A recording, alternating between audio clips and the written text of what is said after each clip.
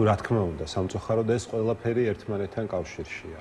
არა მხოლოდ დავუშვათ გიორგი რამიშვილის დაკავება და დღევანდელი ეს სრულიად შოკის მომგვრელი ამბავი, რაც დღეს დილით ყველამ გავიგეთ თორნიკე რიჟვაძესთან დაკავშირებით. არამედ ბევრი სხვა რამ, მათ შორის თურმე ახლა ვგებულობთ ამერიკის ჯერ კიდევ მოქმედი ელჩის ინტერვიუდან, თუ როგორი წარმოუდგენელი შინაარსის წერილი გაუგზავნა იმ ბოდიშვიხტი ახლა ურთიერთსაწინააღმდეგო ინფორმაცია გავრცელდა, ახლა მედიაში ვრცელდება ინფორმაცია, რომ მას გირაო შეეფარდა. ცოტა ხნის წინ იყო ინფორმაცია, რომ ასე ვთქვათ, პატიმრობაში დატოვა, ალბათ გაერკვა მედია საბოლოოდ რა გადაწყვეტილება მიიღო მოსამართლემ. ცით როგორც არ უნდა იყოს, აქ ჩემი აზრით თავარი მიზანი მიღწეულია, ხო? ხა ეს ბევრი სცენარი შეიძლება არსებობდეს, ახლა ჩვენ დეტალებში ვერ შევალთ, არც გვაქვს ინფორმაცია, მაგრამ აი ყველაზე ცუდი რა არის ეს თემა? აი ხა თქვენ რო წაიკითხოთ, ახლა ჟურნალისტი ხართ და ალბათ ამას აკეთებთ კიდეც, აი რუსულ წყაროებზე რო შეხვიდეთ, ახლა დღეს ჩავატარე პატარა ექსპერიმენტი და სხვათა შორის ეს პოსტიც დავწერე. აი გუშინდელი ნიუსი რუსეთში და გუშინდელი ნიუსი საქართველოში. აი დღევანდელი ნიუსი ახალი ამბავი რუსეთში და დღევანდელი ახალი ამბავი საქართველოში. აი გუშინ მაგალითად რუსეთში იყო დღე, როდესაც რუსეთის ერთ-ერთი მსხვილი ბიზნესმენი საკუთარ თვითმფრინავში დააკავეს, ხო? გუშინ იყო დღე, როდესაც ქართველი ერთ-ერთი მსხვილი ბიზნესმენი აეროპორტში დააკავეს საქართველოში, ხო? ანუ დღეს არის დღე, როდესაც ყოფილი ტრანსპორტის მინისტრი მოკლული იპოვეს საკუთარ სახლში, საკუთარ ბინაში და თვითმკვლელობის ვერსია იქაც და ხედავთ, რომ აჭარის მთავრობის ყოველდღიურ მეთაურობას თვითმკვლელობა ყოველ შემთხვევაში ასეთი არის ოფიციალური ასე ვთქვათ ვერსია სადა, ხო? ანუ მიხალ ცალბარი იქეთკენ რაზეც ოპოზიცია აი განსაკუთრებით აკეთებს აქცენტს, რომ ქართული ოცნება რაღაცა რუსული მეთოდით მოქმედებს? ნუ ფაქტები მეტყველებს ამაზე, ხო? ფაქტები მეტყველებს, ჩვენ ხო სახელმწიფო ფაქტობრივად აღარ გვაქვს ება. ჩვენ რეალურად ეს არის რაღაც უფრო აი მაფიოზური სტილის მმართველობა. როდესაც აი ახლა მაგალითისთვის ახლა კობახიძეს ეგრეთ წოდებულ პრემიერს რომ მოусმინოთ, ხო, სულ საუბრობს რაღაც თითქოს დაიწყეს ახლა კორუფციასთან ბრძოლა. ნუ ჯერ ახლა რო გაახსენდება კორუფციასთან ბრძოლა 13 წლის მერე ეს კიდე სხვა საკითხია, მაგრამ ეს სინამდვილეში კორუფციასთან ბრძოლა. არა, მესმის ახლა გიორგი გახარიას საუბრობდა რომ იყო ელიტური კორუფციის ფაქტები მის დროს და რასაც ახერხებდა, აჩერებდა, მაგრამ იყო რაღაცა პროცესები, რაც მის ძალებს ალბათ აღემატებოდა, ხო? ვიღაცამ შეძლო და ამ ყველაფერს გაუმკლავდა გახარიას ამ შემთხვევაში კობახიძის სახით, რატომაც არა? ხო, მაგრამ ემან ახლა ჩვენ ხო ამასთან არ გვაქვს საქმე, ჩვენ რეალურად უყურებთ რა პროცესს, ხო? ანუ კორუფციასთან რეალური ბრძოლა რას ნიშნავს? ნიშნავს კორუფციითვე მოპარული ფულის გადანაწილებას შიდა პარტიულ, ასე ვთქვათ, გავლენის ჯგუფებში. ეს არის ერთადერთი. კორუფციასთან ბრძოლა მაშინ არის, ხა ჩვენ ვინ და ჩვენც საკმაოდ დიდი ინფორმაცია გვაქვს, ვის რამდენი აქვს მოპარული, მაგრამ მათგან განსხვავებით ჩვენ ამბობთ, რომ სამართლიანი სახელმწიფოს პირობებში, სამართლიანი სასამართლოს პირობებში დაუმტკიცდებათ ამ ხალხს. პირველ რიგში დანაშაული კორუფციაში გამოჩენილი დანაშაული, ეს ერთის მხრივ და შემდეგ ამ ფულს რასაც დაუბრუნებენ ხალხს. ანუ ვისაც მოპარეს იმას დაუბრუნებენ და ახლა სრულიად საპირისპირო ხდება. ახლა ხდება მოპარული ფულის დაბრუნება, ოღონდ არა ხალხისთვის და სახელმწიფოსთვის და ბიუჯეტისთვის, არამედ მთავარი მაფიოზებისთვის. ანუ ეს არის რადიკალური სხვაობა რეალურად და ამიტომ აი ამ პროცესებს ხო საბოლოო ჯამში არანაირი შემხებლობა და კავშირი აი მოცნების დაპირებულ მშვიდობასთან, კეთილდღეობასთან არ აქვს, იმიტომ რომ მშვიდობაც ვხედავთ რომ არ გვაქვს, იმიტომ რომ ერთის მხრივ რაც ხდება, მე მგონი საკმარისზე მეტია ამის დასადგენად. აღარ ვლაპარაკობ იმ ამაზრდენ წერილზე, რაც ამერიკის ელჩის სახელით გახდა ცნობილი. ახლა ამერიკის შენ სტრატეგიულ პარტნიორს რო ასეთი შინაარსის წელს უგზავნე, ეს რაც გავიგეთ ახლა, რაც არ ვიცით კიდევ რამდენი ასეთი წერილი შეიძლება იყოს, ხო? ანუ ფაქტობრივად რაღაცა სახელმწიფო კი არა, რაღაც ხანდახან შეიძლება დაბეჭდილი იყოს საგიჟეთში ვცხოვრობთ რა. ანუ ჩვეულებრივად ახლა ვამბობთ ჩვენ ხშირად იცით რომ ეს განაცებულია ეს დღევანდელი ოცნება და უკვე ფაქტობრივად ერთმანეთზე უარესები არიან ესეთ რაღაცას აკეთებენ. ახლა დღეს ერთ რაღაცას ვიტყვი, არ შემიძლია უბრალოდ რო არ დავაკავშირო ერთმანეთთან, რა თქმა უნდა პირდაპირ ესე ვერავის ხელს ვერ დავადებთ, მაგრამ აი ხა დღეს გამახსენდა პირველ რიგში ეგრევე მყისიერად რო დადეს თვითმკვლელობის ვერსია, ხო? გამახსენდა ეგრევე ზურაჯვანიას შემთხვევა, როდესაც ამ ფაქტიდან ამ უბედური შემთხვევა რო გამოვიდა, ხო გახსოვთ მაშინ ვანო მერაბიშვილი რამდენიმე წუთში თუ არ ვცდები და უბედური შემთხვევათ რომ მონათლა ის ამბავი, ხო, რომელიც ჯერ არც გამოძიებული იყო და არავინ არ იცოდა სინამდვილეში რა მოხდა. დაახლოებით იგივე სიტუაცია ჰქონდა დღეს, როდესაც ამ ამბიდან რამდენიმე წუთში მთელი სახელმწიფო მედია ავრცელებდა ვერსიას, რომ თითქოს ეს იყო თვითმკვლელობა. ამ დროს ახლა ამ სიტუაციაში, რა სიტუაციაც ახლა იქ იყო, ხო? ყველაზე ნაკლებად სავარაუდო, ყველაზე ნაკლებად დამაჯერებელი სწორედ თვითმკვლელობის ვერსიაა. კი ბატონო და ერთი მინდა აუცილებლად ახლა ასე ვთქვათ დაზუსტებული ინფორმაცია ვთქვა უკვე სასამართლო დარბაზიდან გაათავისუფლეს ბიზნესმენი გიორგი რამიშვილი, იგივე ზარალა, სწორედ ამ სახელით არის ხო ის ცნობილი ფართო წრეებში და არა მხოლოდ ბიზნეს წრეებში, მას 70,000 ლარის გირაო შეუფარდა მოსამართლემ და როგორც უკვე გითხარით, პროკურატურა ითხოვდა მის პატიმრობას, სხვათა შორის ძალიან აქტიურად ტრიალებს მედიაში, მათ შორის სოციალურ მედიაში გიორგი რამიშვილის განცხადება სასამართლო დარბაზში ნათქვამი, რომ იარაღი ჩანთაშიდო უბრალოდ ვერ შევამჩნიეო. დაცვის მხარე 50,000 ლარის ოდენობის გირაოს შეფარდებას ითხოვდა, თუმცა საბოლოო გადაწყვეტილება არის 70,000 ლარი და გათავისუფლება პირდაპირ სასამართლო დარბაზიდან. გიორგი შარაშიძეს ვუბრუნდები, გახარია საქართველოს ერთ-ერთი ლიდერია ჩვენთან ერთად, სხვა შორის ის ვერსიაც მოვისმინეთ ჩვენს გადაცემაში, რომ გიორგი რამიშვილის დაკავებაც არის სწორედ აი ამ მიმდინარე პროცესების ერთ-ერთი, ასე ვთქვათ, შემადგენელი ნაწილი, რომ შესაძლებელი ის არ წარმოადგენს ინტერესის სფეროს, მაგრამ მისი საშუალებით შესაძლებელია ქართული ოცნებისთვის ძალიან საინტერესო პირებზე გასვლა. ძალიან მაღალი ალბათობით ეს ასეც იქნება, ხა ჩვენ არ ვიცით რა თქმა უნდა საქმის დეტალები, მაგრამ ამასაც რო თავი დავანებოთ, ეს რა თქმა უნდა შეიძლება იყოს ასევე გზავნილი სხვებისთვის. ახლა თქვენ აი 2 დღის წინ იყო თუ არ ვცდები შეხვედრა ეგრეთ წოდებულ პრემიერთან, ხო, კობახიძესთან და თქვენ იქ თუ ნახავთ, ახლა ფოტოებიც დაიდო მთავრობის ადმინისტრაციის გვერდზე. უბრალოდ აი ამ დამსწრე ბიზნესმენების უბრალოდ სახეებს შეხედეთ და ეს სახეები მეტყველებენ ყველაფერს. რეალურად ამ ადამიანებს სახეზე აწერიათ თუ რა მდგომარეობაში არის თითოეული მათგანი. ანუ დღეს გვაქვს ვითარება კიდევ ვიმეორებ, როდესაც უკვე არავის აღარ აქვს გარანტია. თავისუფალი სასამართლო არ გვაქვს. დღეს გადაწყვეტილებას ამ ქვეყანაში ღებულობს ერთი ადამიანი.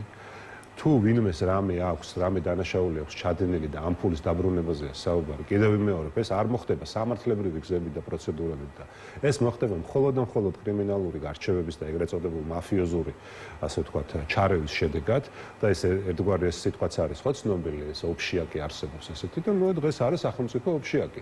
და ამ ფულის მოპარვაზე ეს წვანე შუქი ამ ადამიანებს ანთებული ქონდათ. უბრალოდ მე ბოლოს აღმოჩნდა ისე, რომ ვიღაცამ უფრო ნაკლები წაიღო პირადი მიზნებისთვის, უფრო მეტი წაიღო და ნაკლები შეიტანა ოფშიაკში და აი ამის განაწილებაზე გვაქვს ახლა საუბარი. ლიდერის გიორგი გახარიას ცნობილი ფრაზა, რომ მთელი ეკონომიკა, ანუ მთელი დოვლათი, რომელიც მთელი დოვლათი, რომელიც ჩვენს ქვეყანაში იქმნება, და დაახლოებით 20-30 ოჯახის ასე ვთქვათ, ჯიბეში მიდის ძალიან უხეშად ვიტყვი, ანუ აი ახლა შესაძლებელია ბიძინა ივანიშვილი, ირაკლი კობახიძის საშუალებით სწორედ ამ ადამიანების თხოვს, ამ ადამიანებისგან ითხოვს სახლში წაღებულის უკან დაბრუნებას? ძალიან დიდი ალბათობით. ყოველ შემთხვევაში იმ ადამიანებისგან და იმ ოჯახებისგან და იმ ჯგუფებისგან, ვისაც როგორც გითხარით, უფრო მეტის წაღება მოუწია საკუთარი პირადი მიზნებისთვის, ვიდრე ოფშიაკში შეტანა. იმიტომ რომ კორუფციაზე ჩვენ რომ საუბრობთ, ახლა ეს კორუფცია არ ნიშნავს იმას, რომ ეს მაღალჩინოსნები, ასე ვთქვათ, იმ ხალხისგან მოპარულ ფულს მხოლოდ სახში მიაქვთ. ანუ ეს ფული ჩვენ ახლა ხშირად საუბრობდით შავყულაბაზეც, ხო? ანუ ახლა წინა საპარლამენტო არჩევნების დროსაც ასე იყო. რა თქმა უნდა, ეს შავყულაბა არსებობს. რა თქმა უნდა, ივანიშვილი საკუთარ პირად რესურსებს უკვე დიდი ხანია აღარ ხარჯავს, ახლა მით უმეტეს და ეს შავყულაბა საიდან ივსება? ახლა ოცნება ერთია მის მიერ წარდგენილი ანგარიშები ოფიციალური, მაგრამ არაოფიციალური არის 10ჯერ და 100ჯერ მეტი. და ეს ფული, რა თქმა უნდა, არის უკორუფციული გზით ნაშოვნი ფული. მაგრამ როგორც ჩანს, აი ეს ოფშიაკი არ არის ისეთი მსხვილი და მსუყე, როგორც მათ სურთ. ამ ადამიანებმა გაცილებით მეტი წაიღეს, ვიდრე ამის უფლება მათ როგორც ჩანს ჰქონდათ. და ამიტომ ამ ფულის დაბრუნებაზე ახლა საუბარი, ესე მარტივად არის საქმე. აი მიმდინარე პროცესების ფონზე ოპოზიცია მუდმივად აკეთებს განცხადებას, რომ თუ კი თავისივე თანაგუნდელებს არ ინდობენ, რადგან ეს მათ ინტერესში შედის, აი მოგვადგებიან ჩვენც, ანუ ოპოზიციასაც, ხო? ოპოზიციური ლიდერების დაპატიმრება, ოღონდ საგამოძიებო კომისიაზე გამოუცხადებულობის გამო ეს თვალსაჩინო მაგალითია და სახეზია. თუ ოპოზიცია უფრო მეტ საფრთხეს გრძნობს ქართული ოცნებისგან, ასეთ ვითარებაში ურთიერთ თავდასხმა მეტიც დაანონსებულია კიდევ უფრო მეტად მხილება ბოიკოტის მომხრეების მხრიდან იმ პოლიტიკური ძალებისა, რომლებსაც გადაწყვეტილი აქვთ არჩევნებში მონაწილეობა. ანუ ეს რამდენად სწორი ნაბიჯია და არის თუ არა ურთიერთ დამაზიანებელი? ნუ რა თქმა უნდა, ჩვენ ახლა თქვენ იცით ჩვენი გუნდის პოზიცია, კარგად იცნობთ, ხო, ყველა პარტიის ასე ვთქვათ პოზიციონირებას და ალბათ ძალიან იშვიათად გაიხსენებთ შემთხვევას, როდესაც ჩვენ ვინმეს თავზე დავსხმევთ, ასე ვთქვათ, ან შეურაცხყოფა მიგვიყენებია და ასე შემდეგ, ხო? ანუ და ამ დროს დღეს ვხედავთ ვითარებას, როდესაც მიუხედავად იმისა, რომ ყველამ კარგად იცის, რომ ახლა იგივე ნაციონალური მოძრაობის აზრი მაგალითად, ხო, ახლა მათი ეს ცნობილი ბულინგი, ну არ გვაინტერესებს რა, ну ახლა ეს არასდროს არ ყოფილა ჩვენთვის საინტერესო, არც ახლა არის საინტერესო. ჩვენ ვამბობთ, რომ ჩვენი გზა გვაქვს, ამას პირველივე დღიდან ვამბობთ. თქვენ შეიძლება არ არის საინტერესო, მაგრამ ხომ არსებობს ასეთი ცნება, ხო? პროევროპული ოპოზიციის ამომრჩეველი. ხო და ნუ ახლა ვინ თქვა მე რომ პროევროპული შეიძლება აი პროევროპული ამომრჩევლისთვის არ იყოს მაგალითად საინტერესო და მით უფრო ანგარიშგასაწევი, აი რა სიტყვის ნაციონალურ მოძრაობა თქვენზე, რა სიტყვის კოალიცია ცვლილებებისთვის თქვენზე, რა სიტყვიან სხვა ის პოლიტიკური ძალები, რომლებიც რჩებიან ბოიკოტის ერთ გუნდს. ყველა ხო საკუთარი პასუხისმგებლობით აგებს პასუხს საკუთარი ამომრჩევლისო წინაშე. ეს ხომ ასეა.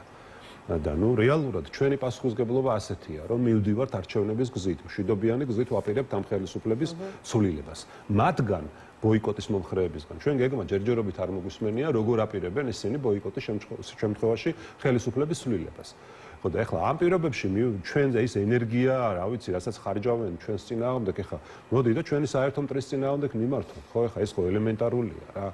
მაგრამ ჩვენ დღეს რა ვითარება გვაქვს, იცით, ეხლა არ შემეძლია, არ შევეხო კიდევ, ეხლა დღეს გამოდიოდა, რადგან თქვენს ახსენეთ ეს ჩვენი კოლეგა ოპოზიციონერი პარტიები და ეხლა პაპუაშვილის თავი რომ პარლამენტის თავმჯდომარე გონია. ეხლა დღეს გამოდის და იძახის ანა წითლიძის. ანუ ამ ცნობილი ნაცის ფრაზა, რომ თითქოს მამუკა ხაზარაძე დადიოდაო, ჩემოდნითო და ფულს გვთავაზობდაო, რომ არ გვეგინებინაო. აი ეს ფრაზა მოყავს როგორც ფაქტი. წარმოიდგინეთ, ანუ პაპუაშვილი, ანუ არც განიხილავს, არც ინტერესდება იმით ტყუილია მართალია, პირდაპირ როგორც ფაქტი ისე საუბრობს. ანა წითლიძის ამ განცხადებაზე, რომელიც რა თქმა უნდა შესასწავლია და გამოსაკვლევია, რამდენად შეესაბამება სიმართლეს და ამ დროს გახარია, რომელიც კომისიაზე ერთვება პირველ რაუნდში, მეორე რაუნდში და სახელმწიფო მნიშვნელობის საკითხებზე საუბრობს, აქ მთელი მისი კომისია დგას და გლიცინებს და მატყუარას გახარიას ეძახიან. და ანა წითლიძის ეს რაღაც არასერიოზული განცხადება თითქოს უკვე ის არის დამტკიცებული ფაქტია და ნუ ეხლა ეს არის დღევანდელი ვითარება და ჩვენ აქ მონაწილეობის მიღებას ხა ნამდვილად არ ვაპირებთ რა. რაც უნდა ის თქვა წითლიძემ, რაც უნდა მე ის თქვა პაპუაშვილმა, ჩვენი გზით მივდივართ, ეხლა ჩვენს ამომრჩეველს ველაპარაკებთ, ეხლა დღეს კვლევებიც გამოქვეყნდა. სანამ თქვენთან შემოვიდოდი. ეთანხმებით და იზიარებთ. არა თუ ეთანხმებით ვიზიარებთ. არა, ნუ ეხლა კვლევებს რაც შეეხება, არა. ჯამში ოპოზიციაზეა, კვლევებს რაც შეეხება, მინდა გითხრათ რომ ანუ მხოლოდ თქვენ და ძლიერი საქართველოს ჯერ ესეც არ ვიცით განიხილავთ პოლიტიკურ კოალიციას წინა საარჩევნოდ აპირებთ ამაზე საუბარი ემა ნახეთ მე სხვა რამის თქმა მინდოდა პირიქით კვლევა ყველა საინტერესოა თქვა ამის თქმა მინდოდა მაგრამ ხა დღეს ერთი კვლევა ახლა მეორე კვლევა ახლა სხვადასხვა მონაცემები გავრცელდება ხო მთავარი კვლევა ჩვენთვის არის ჩვენი კომუნიკაცია ჩვენს ამომრჩეველთან ახლა ჩვენ როცა ვამბობთ რომ ვართ თანმიმდევრულები ახლა გასაგებია ეს ჩვენი კრედოა და ჩვენი არჩევანია მაგრამ პირველ რიგში იმიტომ ვართ თანმიმდევრულები რომ ჩვენ ამომრჩეველთან ერთად და მათთან შეთანხმებული გადაწყვეტილებების გამო ვართ თანმიმდევრულები და ჩვენი ამომრჩეველი არ გვაპატიებს ახლა მათ მარტო დატოვებას ოცნების მოძალადე რეჟიმის პირისპირ და ამ ნაცკოცური რაღაცა კინკლაობის პირისპირ, ხო? ანუ ჩვენ რა თქმა უნდა მათთან ერთად უნდა გავაგრძელოთ ბრძოლა. ჩვენ 170,000-მდე ადამიანმა მოგცა ხმა იმ გაყალბებული არჩევნების პირობებშიც და ამ ადამიანების უმრავლესობა და მინდა გითხრათ რომ კიდევ სხვა ჯგუფები, სხვა პარტიების მათ შორის ხარდამჭერებიც დიდი ნაწილი ამ კვლევებსაც თუ ნახავთ, ემხრობა დღეს არჩევნებში მონაწილეობას და ახლა რა ვქნათ ეს ადამიანები მარტო დავტოვოთ ოცნების პირისპირ, დაუცველები და აი ამ მდგომარეობაში რაც დღეს ხდება ამ ქვეყანაში, სადაც არც მშვიდობაზეა ლაპარაკი და არც კეთილდღეობაზე და ერთადერთი თუ ვინმეს კეთილდღეობაზეა საუბარი, ისევ მათი და მათთან დაახლოვებული ოჯახების, ხო? ასე რომ მოდით რა, ვისაც მე ერთ-ერთი შემიძლია უბრალოდ ურჩინო ამ ხალხს რომ დაანებონ თავი ჩვენს ასე ვთქვათ წინააღმდეგ. შაულზე მეტიაო აგება. ნიკა გვარამი აღზავნის წერილს ციხიდან ეს არის ეს შეცდომაო და ძალიან საალწოფარი. გვარამიას შეუთვალოთ აქედან მალე გამოვა ის თავისუფლებაზე და თავი შეიკავოს ასეთი განცხადებებისგან. არავის არ აქვს უფლება დღეს ვინმეს, ну, შითვეში ხო გამოვა და გამოვა და ამიტომ ვამბობ, რომ თავი შეიკავოს. არავის არ აქვს ამის უფლება, რომ დღეს ახლა ვინმეს მით უმეტეს ამ ოპოზიციონერებს, ხო, ახლა და ყველა ჩვენი პასუხისმგებლობით ვაგებთ პასუხს ჩვენი ამორჩეულის წინაშე. როდესაც ასეთი არა, როცა იქნება კი ბატონო, უფრო მე ვისურვებდი, რომ უფრო მალიც გამოვიდეს, კაცო, ახლა მაგაზე მე არავინ არ მემეტება, ნამდვილად სიღას აბსოლუტურად არც ერთი ოპოზიციონერი თუმცა რამე დანაშაული არ აქვს. ახლა რა თქმა უნდა, ყველა გარეთ იყოს, მაგრამ ეს ახლა საპატიმროში ყოფნა ხო ეს მათი გააზრებული არჩევანი იყო და იმედია მანამდე გიორგი გახარია ჩამოვა საქართველოში. გიორგი გახარია, რა თქმა უნდა, ჩამოვა, როცა ამის დრო იქნება, მე თავიდანვე ვამბობდი, რომ ეს მათი გადაწყვეტილება იყო. არ ვიცი ზუსტად ახლა ეს ვიცით ხომ ეს ვიზიტი გრძელდება ის ამზადებს საკმაოდ სერიოზულად. ყოველ შემთხვევაში იქნება აი ახლა შეგიძლია გადაჭრით მითხრათ რომ წინა საარჩევნო პერიოდში როცა არის სექტემბერში გიორგი გახარია აქ იქნება და დაეხმარება გიორგი გახარია ამ გადაწყვეტილებას მიიღებს ჩვენს ამორჩეულთან შეთანხმებით და გადადგამს ზუსტად ისეთ ნაბიჯს რაც იქნება ჩვენი სახელმწიფოსთვის იმ მომენტში ყველაზე სწორი ნაბიჯი. ხო იმიტომ რომ ახლა დღეს კიდევ ვიმეორებ აი დღევანდელი დღე გუშინდელი დღე რაც ხდება ამ ქვეყანაში კიდევ ერთხელ ადასტურებს რომ ჩვენ სახელმწიფო აღარ გვაქვს სახელმწიფო არის მიტაცებული ოცნების არალეგიტიმური რეჟიმის მხრიდან სახელმწიფოს მართავენ მაფიოზები კრიმინალები და ეხლა რეალურად რომ ვიღაცას უნდა იყოს გამბედაობა რომ საკუთარ თავზე ეს პასუხისმგებლობა აიღოს და შესთავაზოს მართლაც რომ სახელმწიფოებრივი მშვიდობიანი გონივრული ალტერნატივა ოცნების ამორჩეულს, რომელიც უკვე ყოველდღიურად ხდება, რომ რა თქმა უნდა, მათ შეცდომა დაუშვეს, როდესაც ოცნებას მისცეს ხმა.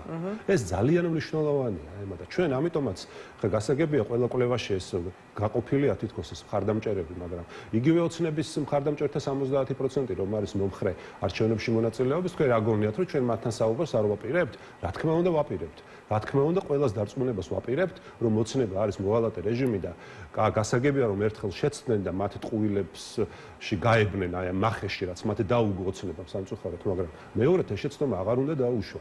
და ამაშია სწორედ ჩვენი როლი, ხო? და ეხლა ვინც საკუთარ როლს სხვაგან ხედავს, ქუჩაში ხედავს, ნუ კი ბატონო, მათი არჩევანია და ნუ დაუპირისპირდებით ერთმანეთს. ჩვენ არავის თავს არ ვესხმით და ეხლა ნურცისენი დავასვევიან თავს. მადლობა.